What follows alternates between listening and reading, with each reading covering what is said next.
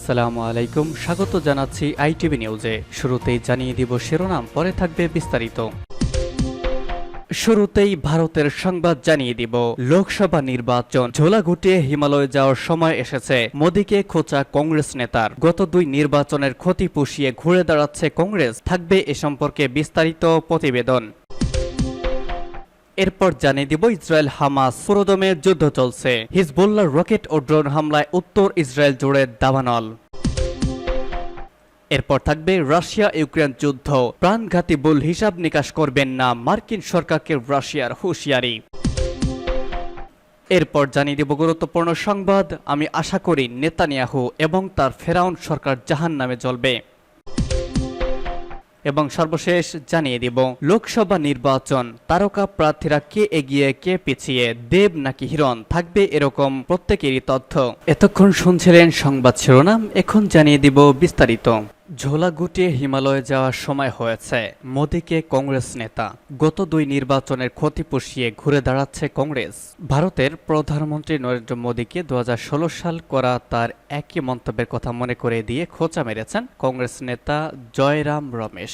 আজ লোকসভার ভোট গণনায় বিজেপির একক সংখ্যাগরিষ্ঠতা না পাওয়ার আভাস মেলায় সামাজিক যোগাযোগ মাধ্যম এক্সে দেওয়া এক বার্তায় নরেন্দ্র মোদীকে খোঁচা দিয়েছেন তিনি। ভারতেই এই প্রধানমন্ত্রীর উদ্দেশ্যে এক্সে জয়রাম বলেছেন, এখন ঝোলা গোটানোর সময় হয়েছে। শুধু তাই নয়, ঝোলা গুটিয়ে নরেন্দ্র মোদীকে হিমালয়ের দিকে রওনা দেওয়ার জন্য পরামর্শ দিয়েছেন। ভারতের প্রধানমন্ত্রীর এই মন্তব্যের দিকে ইঙ্গিত করে কংগ্রেস নেতা জয়রাম বলেন, আপনার সেই বিবৃতির কথা কি মনে পড়ে? প্রধানমন্ত্রীর সময় চলে এসেছে, আপনার ব্যাগ গুটিয়ে নিন এবং হিমালয়ের দিকে রওনা করুন। নির্বাচন কমিশনের তথ্য অনুযায়ী এবারে নির্বাচনে এখন পর্যন্ত 97টি লোকসভা আসনে সুবিধাজনক অবস্থানে রয়েছেন কংগ্রেস প্রার্থীরা এবং সময় গণনার সঙ্গে সঙ্গে এই আসন সংখ্যা আরও বাড়বে এমন ইঙ্গিত পাওয়া যাচ্ছে। ভারতের রাজনীতি বিশ্লেষকদের মতে বিগত 2014 এবং 2019 সালের দুই নির্বাচনে যে ভরাডুবি ঘটেছিল কংগ্রেসের, এবারের নির্বাচনে সেই ক্ষয়ক্ষতি পুষিয়ে কার্যত ঘুরে দাঁড়িয়েছে প্রায় 150 পুরনো এই ভারতীয় বা সর্বভারতীয় রাজনৈতিক দল। ভারতের কেন্দ্রীয় রাজনীতিতে ঐতিহ্যবাহী এই রাজনৈতিক দল পতন শুরু হয়েছিল 2014 সালের নির্বাচন থেকে। পরে সেই পতন আরও গতি পায় 2019 সালের নির্বাচনে। ভারতের পার্লামেন্ট লোকসভার মোট আসন সংখ্যা 543টি। কোন দল বা জোট যদি সরকার গঠন করতে চায় তাহলে অন্তত 272টি আসনে জয়ী হতে হয়। 2009 সালের নির্বাচনে জিতে সরকার গঠন করেছিল কংগ্রেসের নেতৃত্বাধীন তৎকালীন জোট ইউনাইটেড প্রোগ্রেসিভ অ্যালায়েন্স। সেই নির্বাচনে কংগ্রেস একাই জয় হয়েছিল 206টি আসনে।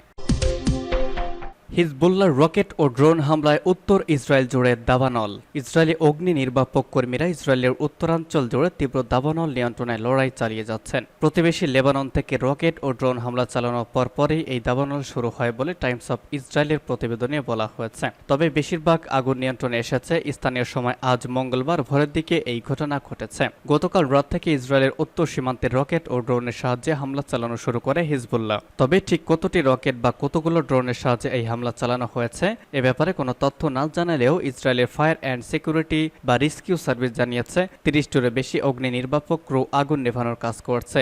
এতে করে গ্যালিলি এলাকার বেশ কয়েকটি প্রধান সড়ক বন্ধ হয়ে গিয়েছে, বেশ কয়েকটি এলাকা পুড়ে গেছে। ইসরায়েলি সেনাবাহিনী বলছে, অগ্নি নির্বাপক দলের সদস্যদের সহযোগিতায় সেনাবাহিনী মোতায়েন করা হয়েছে। ঘন ধোঁয়ার কারণে আইডিএফ এর 6 রিজার্ভ সেনা সামান্য আহত হয়েছে। সেনাবাহিনীর পক্ষ থেকে আরও বলা হয়েছে, যেসব জায়গায় আগুন লেগেছে সেনাবাহিনী তা নিয়ন্ত্রণ নিতে পেরেছে। এই মুহূর্তে কোনো মানুষ জীবন ঝুঁকিতে নেই। ইসরায়েলের প্রতিরক্ষা বাহিনী বলেছে, আহত 6 জনকে হাসপাতালে নিয়ে যাওয়া হয়েছে।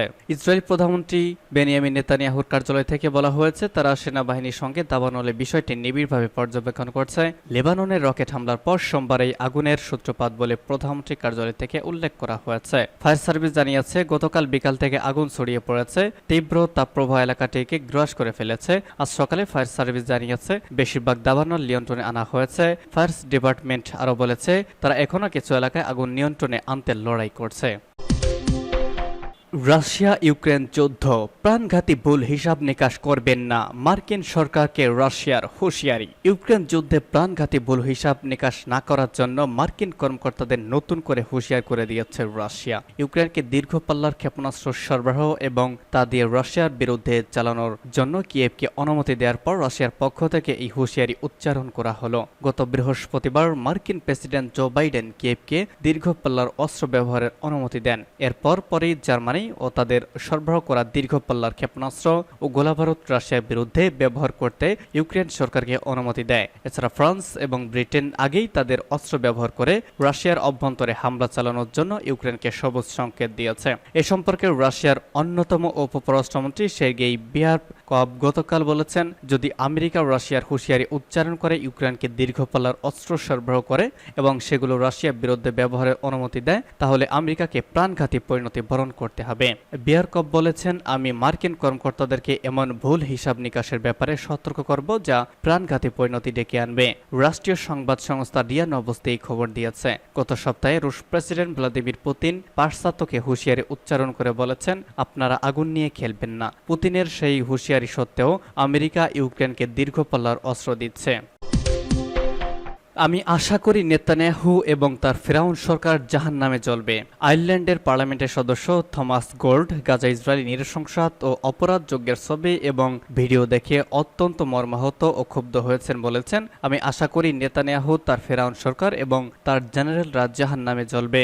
আইরিশ পার্লামেন্টের এই প্রতিনিধি টমাস গোল্ড পার্লামেন্টে দেওয়া সাম্প্রতিক বক্তৃতায় উচ্চস্বরে এবং প্রচণ্ড ক্ষোভ ও আবেগে কাঁপতে কাঁপতে বলেছেন যে গাজায় 15,000 শিশুকে হত্যা করা হয়েছে, অথচ গোটা বিশ্ব চেয়ে চেয়ে দেখছে। তার জ্বালাময়ী বক্তব্যের ভিডিও সোশ্যাল মিডিয়ায় ব্যাপকভাবে ছড়িয়ে পড়েছে, যেখানে দেখা যাচ্ছে তিনি নেতানিয়াহু সহ ইসরায়েলের জন্য রাজনৈতিক নেতা ও সামরিক কর্মকর্তাদের অভিশাপ দিচ্ছেন, ঘৃণা প্রকাশ করছেন। টমাস গোল্ড তার বক্তৃতায় বলেছেন, যখন আমরা বিধ্বস্ত গাজা থেকে আসা ছবি এবং ভিডিওগুলো দেখি, তখন আমরা দেখতে পাই ইসরায়েলি আগ্রাসনে ফিলিস্তিনি নারী, পুরুষ ও শিশুদের জীবন্ত পুড়িয়ে মারা দৃশ্য এবং শুনতে পাই অসহায় মানুষের চিৎকারের ধ্বনি, অথচ বিশ্ববাসী কেবল তাকিয়ে তাকিয়ে এই দৃশ্য দেখছে।